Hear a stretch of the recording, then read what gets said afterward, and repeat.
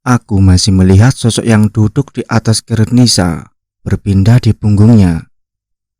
Sosok itu adalah anak kecil, badannya telanjang, hanya memakai celana pendek dengan wajah berwarna putih pucat, sedang tertawa dan giginya bertaring. Kalian lihat gak sih? Ada sosok yang duduk di atas punggungnya Nisa? Tanya Aldo dengan suara pelan. Aku juga lihat ada anak kecil yang sedang duduk, jawabku.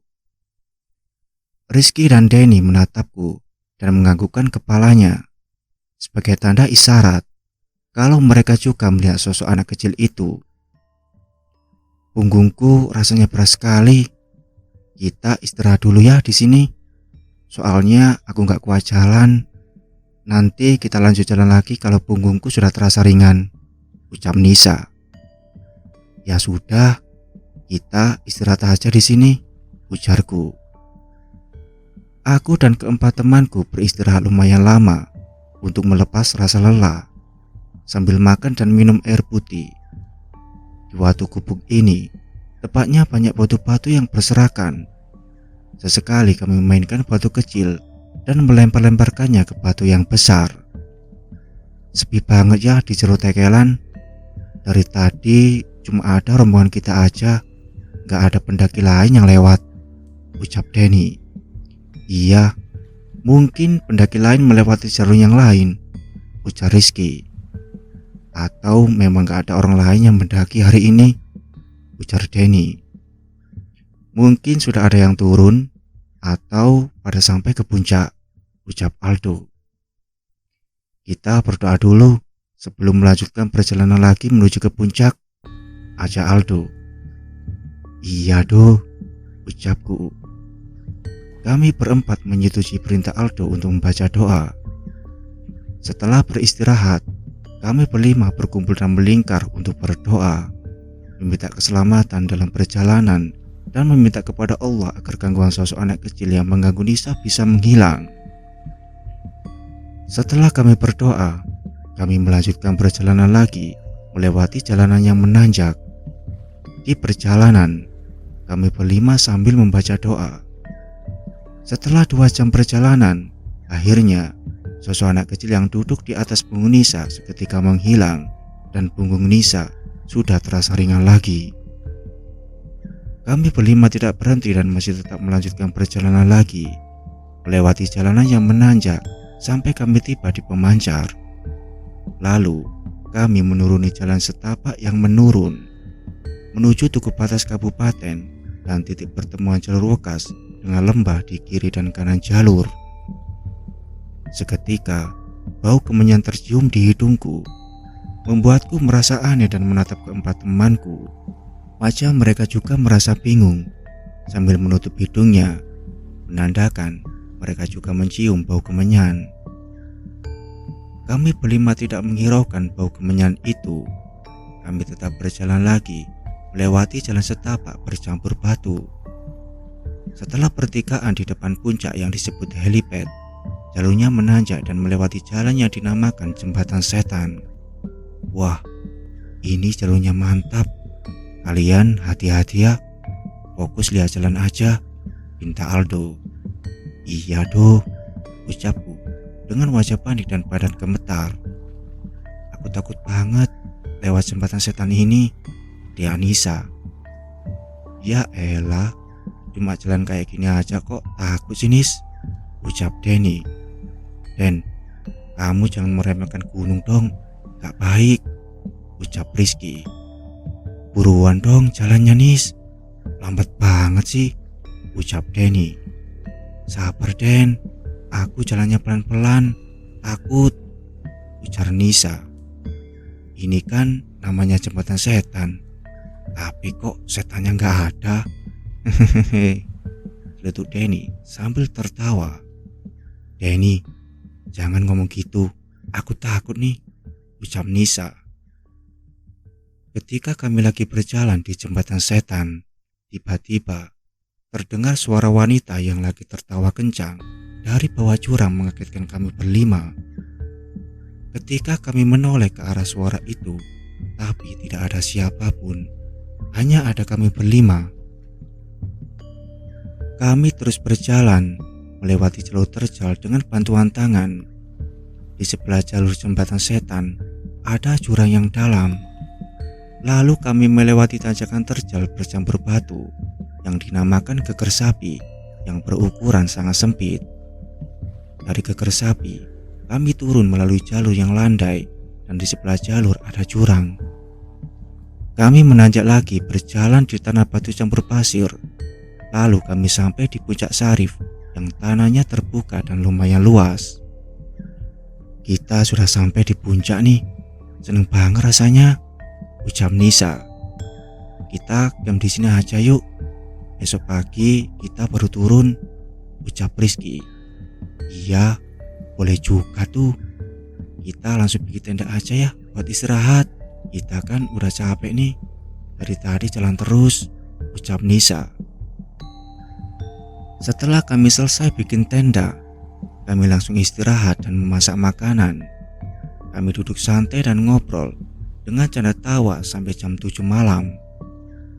Seketika, terdengar suara gamelan di samping tenda kami dan suara wanita nyindir lagu Jawa halus. Ketika sudah 1 jam, suara gamelan dan wanita nyindir itu tiba-tiba menghilang. Seketika itu juga, Denny matanya berubah menjadi merah menyala dan badannya bergerak seperti seekor monyet. Kamu kenapa, Den? Kok bisa seperti itu? Tanya Rizky. Denny kesurupan dan tingkahnya seperti monyet, ucap Aldo. Mungkin Denny kesurupan siluman monyet, ucap Nisa. Seketika, Denny menggigit telinga Nisa sampai berdarah.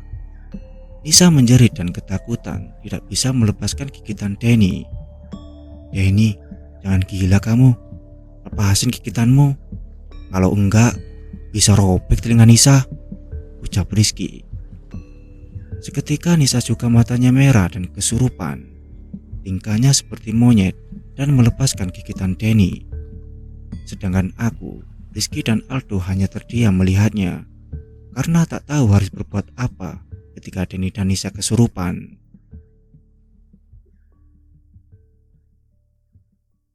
Keheningan malam semakin mencekam, menciptakan kesunyian di alam puncak Merbabu.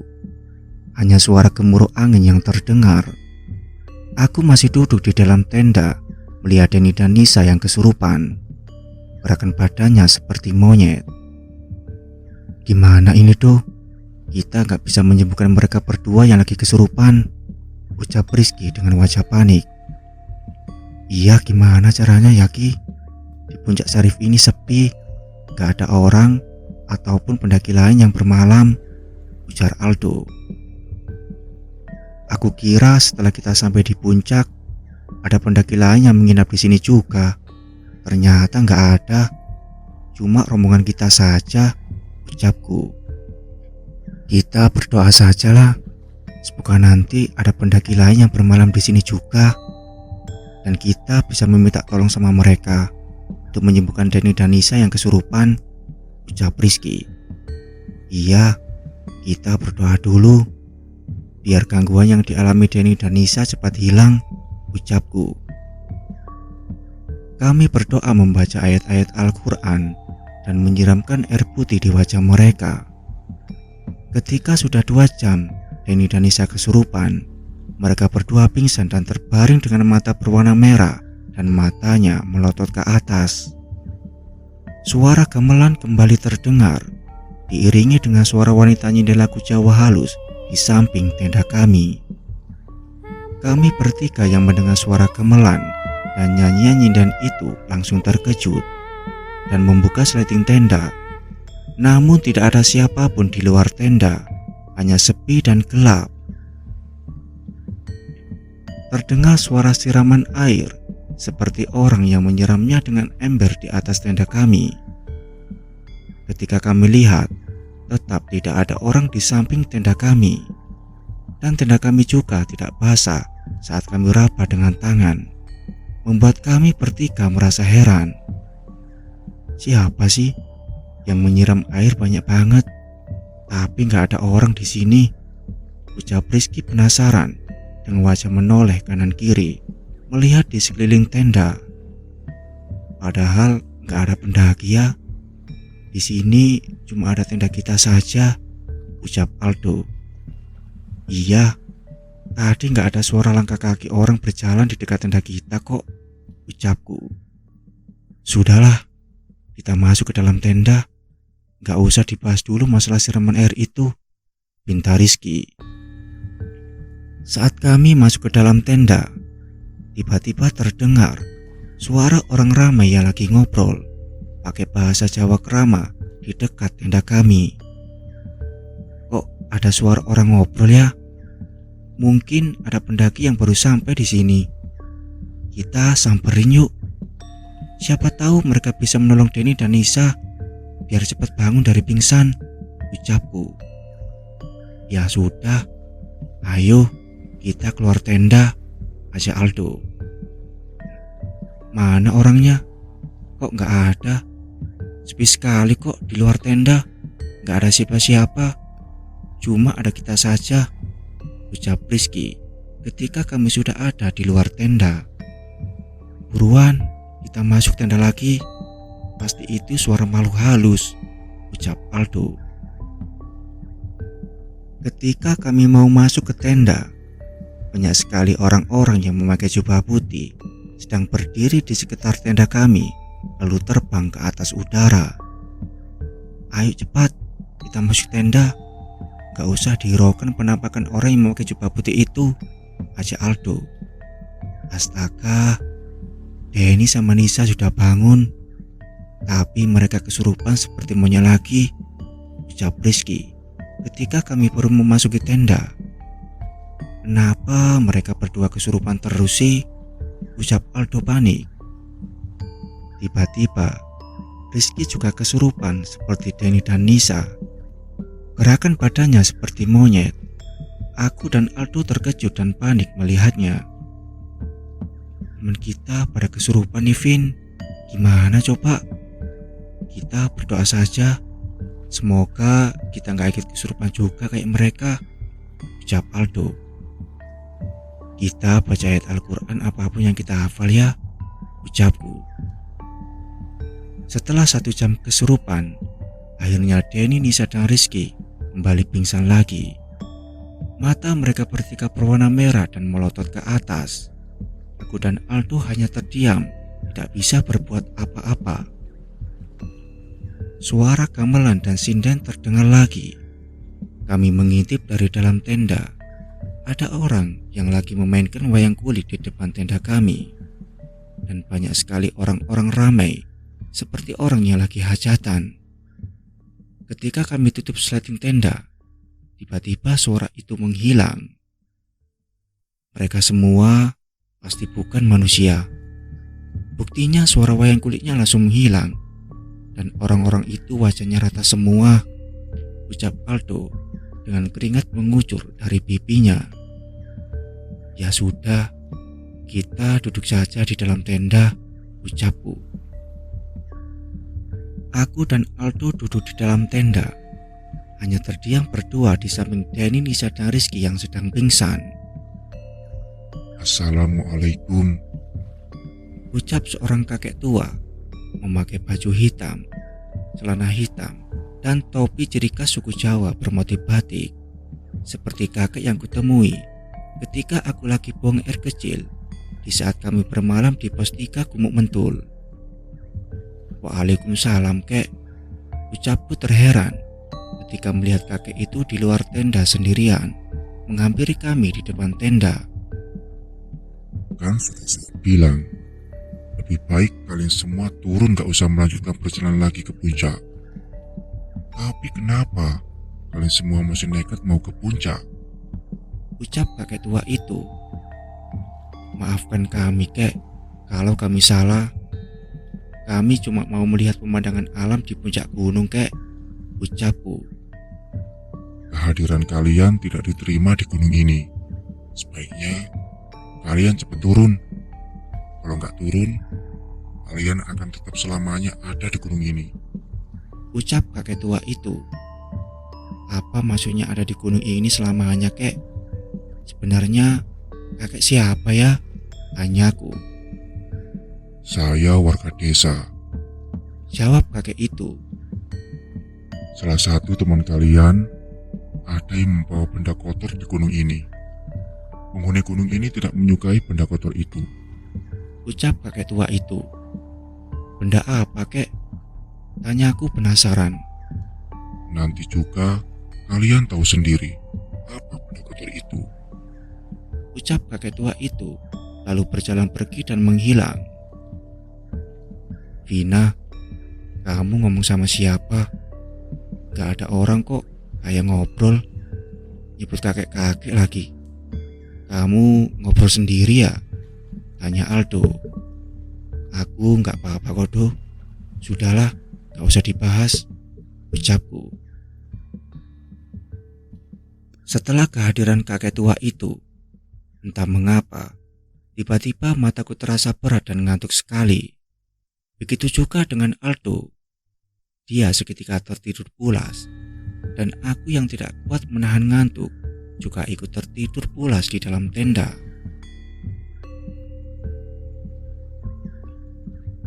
Perlahan netraku terbuka di dalam kegelapan. Di tengah alam yang penuh dengan misteri, aku terbangun dan tubuhku berdiri dari lelapnya tidurku. Kupandangi Aldo, Rizky dan Nisa juga ikut berdiri di sampingku. Namun Denny tidak ada di samping kami berempat. Denny kemana ya? Kok dia nggak ada di sini? Tanya Aldo sembari matanya melihat ke kanan kiri. Aku nggak tahu Denny kemana. Kita ada di mana ini? Ucapku bingung. Kok kita ada di tempat yang beda dari alam kehidupan kita ya? Hutannya tidak seperti hutan di gunung, tapi seperti hutan bayangan. Pohonnya tidak nyata, ucap Rizky. Iya, kita ada di hutan yang aneh. Banyak monyet-monyet di sini. Pohonnya juga besar-besar sekali, kayak pohon tua yang berumur ratusan tahun, ucap Nisa. Kita pulang aja yuk dari sini. Tempatnya serem. Tapi kita cari Denny dulu sampai ketemu, ucapku. Ya sudah, kita berjalan keliling di hutan ini aja. Siapa tahu nanti Denny bisa ketemu, ucap Rizky. Di hutan gelap dan banyak pepohonan yang berukuran besar, kini menjadi tempat kami berempat. Tampak sebuah pagar tembok yang tinggi di sekeliling hutan ini, membuat kami seperti terkurung dan tidak ada jalan keluar. Hanya ada pepohonan yang kami temui di saat kami menyusuri jalan untuk mencari Denny yang menghilang dari rombongan. Lihat itu, banyak monyet yang menyeramkan datang menghampiri kita. Teriak Nisa ketakutan. Wajah monyet itu seperti wajah manusia tapi serem. Wajahnya hitam dan matanya besar berwarna merah, ucapku. Monyet-monyet itu mengejar kami berempat dengan tatapan wajah yang menyeramkan, ingin menggigit dan mencakar kami. Lalu kami berlari kencang, tapi seperti lambat sekali rasanya kaki ini melangkah untuk berlari. Kami berempat naik pohon yang bercabang untuk menyelamatkan diri dari serangan para monyet itu. Ini monyetnya kok gak bisa manjat pohon, ucap Nisa. Ucapan kalian tidak sopan di gunung ini. Jadi, kalian semua harus ikut ke alam kami untuk selamanya, ucap salah satu monyet itu. Astaga, monyetnya bisa ngomong kayak manusia. Pasti itu monyet jadi-jadian, umamku dalam hati. Teman kalian yang itu membawa benda kotor. Benda itu adalah sebuah pisau kecil yang berisi ilmu hitam yang sudah memakan tumpal untuk mengiris 15 pasang telinga manusia, ucap monyet itu sambil menuju ke arah Denny yang sedang dikurung di sebuah kurungan besi dan lehernya dirantai. Teman-teman, lihat, itu kan Denny. Kenapa dia bisa dirantai dan dikurung di sana? Ucap Rizky ketika melihat Denny tidak sadar dan wajahnya menunduk ke bawah. Kalian tidak bisa keluar dari hutan ini. Kalau kalian sudah kegigit sama monyet, maka jiwa kalian akan tetap tinggal di alam gaib ini. Ucap monyet itu lalu menghilang. Kita harus bisa mencari jalan keluar dari hutan ini. Tapi sebisa mungkin jangan sampai kita kegigit monyet-monyet itu, pinta Aldo.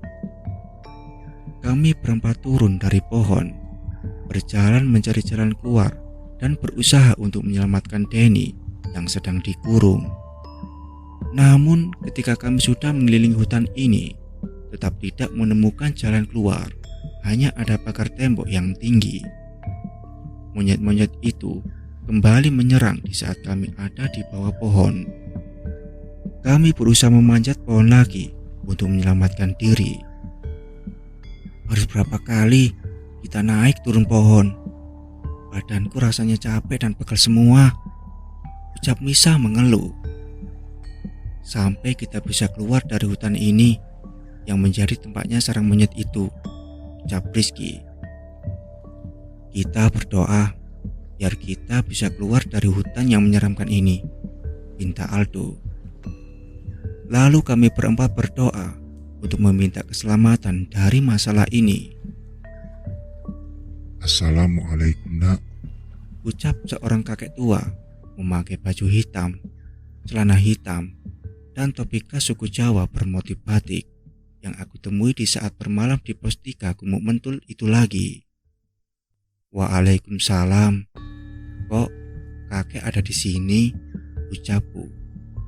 kakek memang ada di mana-mana nak. Ucapnya. Jantungku langsung berdetak kaget ketika mendengar ucapan kakek itu. Kalau jiwa kalian ingin keluar dari alam gaib ini, ambil pisaunya Denny di saku celananya.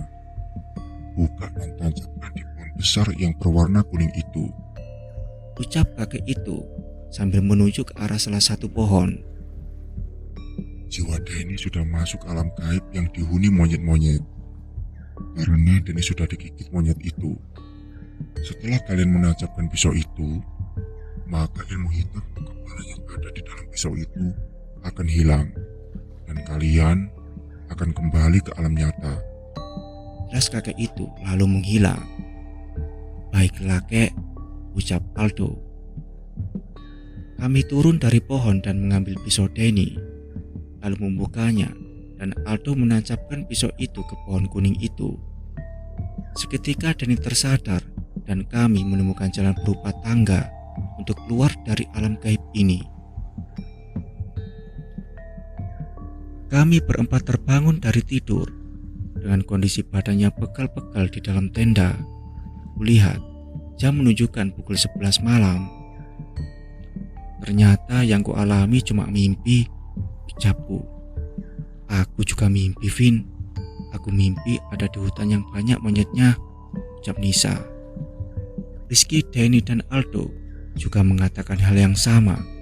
Kalau mereka juga mimpi ada di hutan yang banyak monyetnya. Ini pisaunya kayak ada di mimpiku, ucap Nisa sambil tangannya menuju ke arah pisau yang sedang digenggam di tangan Aldo. Iya, di mimpiku juga melihat pisau ini. Kok pisaunya bisa ada di tanganku?